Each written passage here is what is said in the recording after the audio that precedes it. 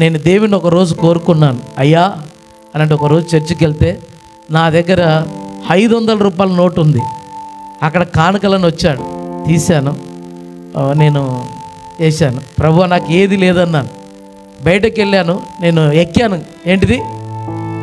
నేను what is bus ఎక్కాను, వెనక ఉన్నాను. ఎందుకైనా మంచిది, జర్ర వాడేవాళ్ళంటే జర్ర దగ్గర దునికేస్తా. అప్పుడు నాకు రన్నింగ్ బస్సు ఎక్కడం జమ్ము, రన్నింగ్లో దునకడం కూడా జమ్మే. ఎందుకంటే అప్పుడు స్టూడెంట్ కదా, అట్లా జర అప్పుడు ఆ కోతి పనులు చేసేటోని.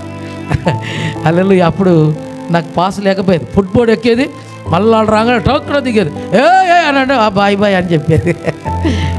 నో పాస్ అని కూడా పోయేది. ఆడ తిట్టేటోడు. ఉన్నాను, ఒక అతను కూర్చొని పక్కన, అన్నానా ప్రైజలాడు అన్నానన్న.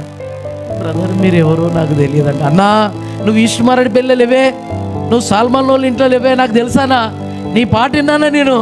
అన్నా నువ్వు ఎన్ని రోజులు కలిసినావు అన్నా నువ్వు అన్నాను. సరే ఏడిపోతున్నారు?